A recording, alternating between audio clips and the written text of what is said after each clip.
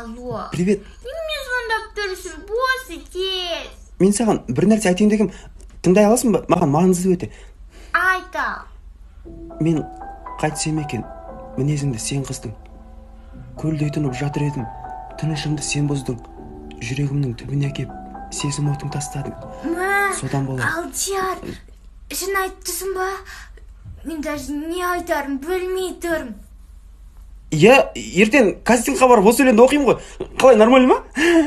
Қуасың ба? Мынандай түрмен бар, махаббат туралы айтып тұрмақсың ба? Есалан, осыдан кейін сен кім алады? Бой, надоел жоқ, кетші ба? Ұнамаса, ұнаған жоқ деп айта салмайсың ба? Я помню те вечера.